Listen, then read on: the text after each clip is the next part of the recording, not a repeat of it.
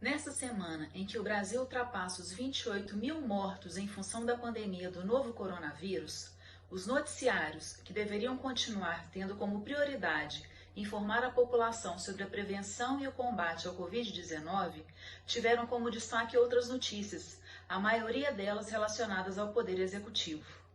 Na segunda-feira, Jair Bolsonaro visitou de surpresa o Procurador-Geral da República, Augusto Aras, para tentar apoio e fazer com que o procurador não o denunciasse pela suposta interferência política na Polícia Federal.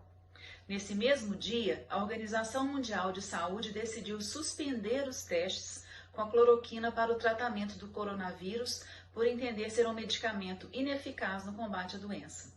Apesar disso, o Ministério da Saúde brasileiro decidiu manter a orientação que amplia o uso da cloroquina em estágios iniciais da doença.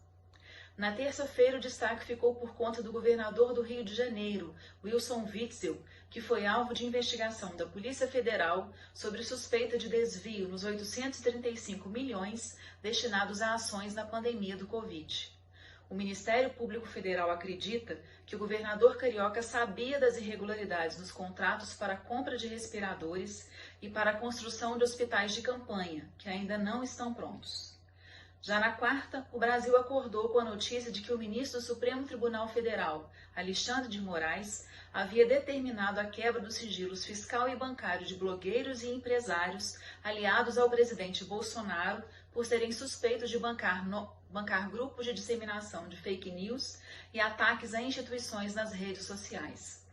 Alexandre de Moraes também pediu o bloqueio das redes sociais de 17 suspeitos, incluindo deputados, argumentando que as provas apontavam para uma associação criminosa envolvendo o chamado Gabinete do Ódio.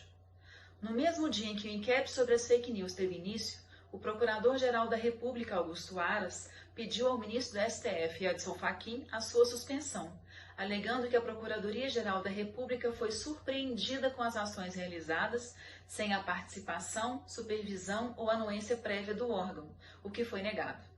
Quinta-feira foi o terceiro dia consecutivo em que o Brasil registrou mais de 1.000 mortes por coronavírus em 24 horas.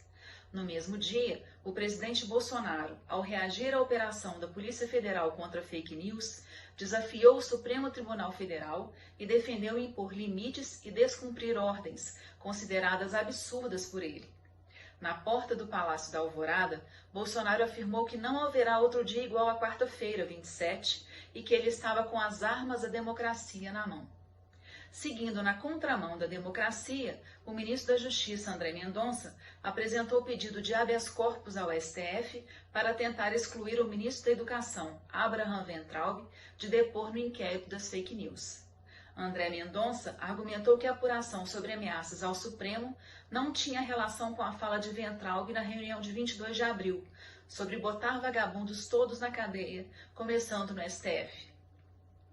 Já nesta sexta-feira, dia em que o Brasil registrou mais de 1.000 mortes pelo Covid novamente, passou a Espanha e tornou-se o quinto país com mais vítimas da pandemia do coronavírus no mundo, foi noticiada a previsão de que a economia brasileira deve encolher 1,5% nesse primeiro trimestre e que o tombo do PIB deva ser ainda maior por causa da pandemia do coronavírus.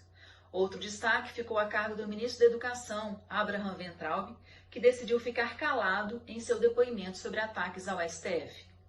Por fim, Bolsonaro continuou sendo destaque hoje. Ao visitar uma unidade do Exército em Goiânia, o presidente fez uma parada em uma lanchonete na estrada, abraçou e tirou fotos com apoiadores.